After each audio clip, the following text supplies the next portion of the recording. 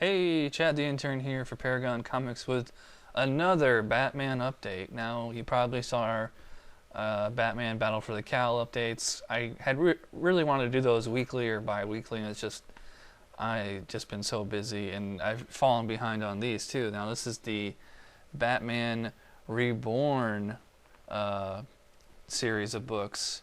So this is all 6 books in the Batman Reborn arc, I guess you could call it. Unless you count The Outsiders, which I really don't count because it doesn't really have much to do with the Batman family at all. So now we just have 4 brand new Batman, or Batman related ongoing monthlies. Got Batman and Robin, Red Robin, Streets of Gotham, and Gotham City Sirens, and plus we still got good old Detective Comics and Batman. There's also Batman Confidential, which is the only monthly book that still uses the Bruce Wayne Batman, which I think is the best ongoing monthly series right now, but it has nothing to do with the current continuity. But anyways, let's dive right into it with Batman and Robin #1. Now, these are pretty marquee names here with Grant Morrison and Frank Quitely. They did the All-Star Superman for a while there. As for Batman and Robin #1, I can't believe it's taken till 2009 to have a comic book called Batman and Robin, unless you count the All-Star Batman and Robin, which after 5 years is only at issue #10. Anyways, I see DC has wasted no time in putting Grant Morrison back on a Batman book. Ugh. This time he's teamed up with Frank Quitely, an artist I'm not all that familiar with.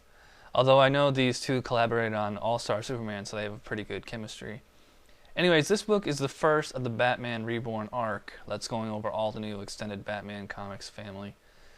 Seems to be a pretty straightforward, normal tights and fights comic, as normal as a Grant Morrison comic can be. What confused me is that now Dick Grayson is Batman, when in the whole Battle for the Cowl series it was Tim Drake wearing the Batman costume. So that's the thing about Grant Morrison. It's not a plot hole when he does it. It's abstract storytelling. And then Damian, Batman's son, Bruce Wayne's son, is the new Robin. He's a really annoying character, even more so than Jason Todd. So I doubt this is going to be a permanent gig. Overall, this looks to be a worthy series, so I'm really curious to see where it'll go. Moving on, now we got Red Robin #1. Not really sure what to make of this book, since Damian is the regular Robin now. What is Tim Drake supposed to do? Well, now he's Red Robin, which I think is some Golden Age character that DC revived in one of their latest Crisis crossovers, and don't even get me started on that. This comic reminds me a lot of those Marv Wolfman comics from the 80s and 90s, like Vigilante and Deathstroke the Terminator.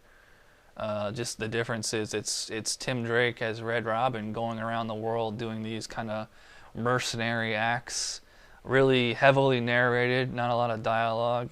Make Tim a very brooding character. I didn't really like the artwork all that much. I think it's kind of cartoony and amateurish, which is ironic because the story is most definitely not cartoony or childish or anything like that. It's fairly well written, but it seems really formulaic. Not too crazy about this one, but I think it has potential. Next, we got another #1, Streets of Gotham #1. I'm not really sure what the point of this comic is, since DC already has regular Batman Detective Comics and now Batman and Robin and Red Robin. Do we really need another Batman series? Although this isn't really a Batman series because it's not told from Batman's point of view. It's kind of, if you remember back from the 90s, the Shadow of the Bat series, where all the stories were from the criminal's point of view. That's kind of like what this is. It doesn't have any one main specific character. It's just all over the place. It's like in this issue we got Commissioner Gordon, we got Harley Quinn, the Firefly, Hush, just you name it. It's kind of, the story I think is kind of muddled. It's just kind of all over the place. I do like, but I mean, it's written by Paul Dini. He's a good writer, and Dustin Nguyen, I guess, is the artist. They both did the Heart of Hush run on the last run of Detective Comics before the Battle of the Cowl, which I liked a lot better than the Grant Morrison version. But so I mean, so far so good. But I just think the whole comic itself is a little arbitrary and excessive. Last number one of the new series. This is Gotham City Sirens. I had assumed that this book was just going to replace Birds of Prey, but it's completely different. It's basically just another Catwoman series because Catwoman seems to be the star of this, and Harley Quinn and Poison Ivy are in it too.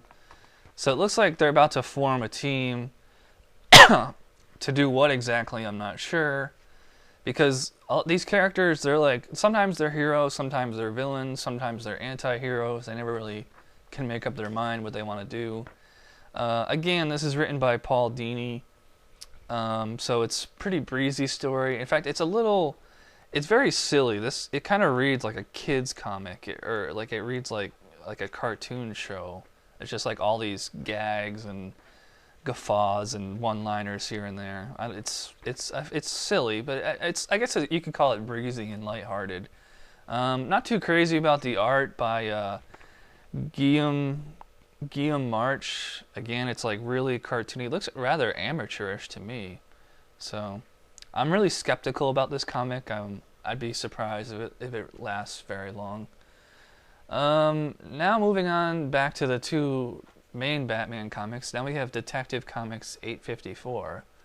And I don't even know where to begin with this, because this is not a Batman comic by any means, since Batman isn't even in it at all. It's Batwoman, who I don't even know who this character is, because I didn't read Final Crisis or Countdown or 52 or any of those, which I believe, just like Red Rob, is another Golden Age or Silver Age character they brought back. Batwoman in this particular book, though, she's like a 20-something-year-old lesbian named Katie who lives with her dad, who's apparently a colonel in the Marines who helps her out with her crime fighting. The story involves her fighting some crime cults.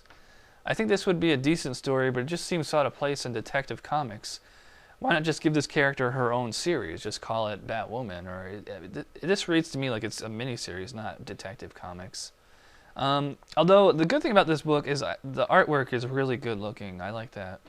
And the storytelling and like the plotting and like the layout of the pages are a bit more surrealistic, a bit more abstract. It's not just point A to point B. It's like I think this is how Grant Morrison wants to write, but it actually kind of reminds me of Jeff Loeb almost. But anyways, I think this has potential, so we'll see where they go with this. And then last we have Regular Old Batman, number 687.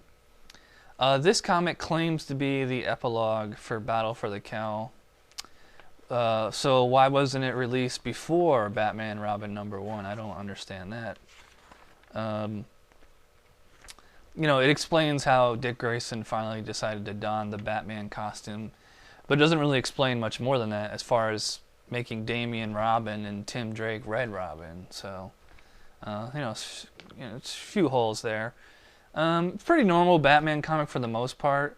Lots of action, no real detective work though. Not too crazy about the artist Ed Benes. He seems like a Jim Lee wannabe, and I don't think Jim Lee is all that good of an artist to begin with. So how good can a Jim Lee wannabe be? Writer Judd Winnick is okay. I think he was the one writing the Nightwing series before that was canceled. And he writes this book pretty much the same way because Dick Grayson, who's now Batman, he's always in a bad mood, and he's doing his best Bruce Wayne impression. So, out of all these books, we're gonna try to do these updates like once a month, maybe every 2 weeks if I can. But that brings you up to speed on what's going on with the whole Batman Reborn series. If you're a Batman fan, I think you'd be pretty satisfied with what's going on here. So. I'm really want to get Bruce Wayne back in there and get everything back to normal. So, who knows how long it's going to be. So, Anyways, for Paragon Comics, this is Chad the intern, and thanks for watching. And if you like what you see, subscribe, shoot us an email at info@paragoncomics.com, or come check us out. Just check out our website, paragoncomics.com. So anyways, thanks for watching, and we'll see you guys next video. Bye.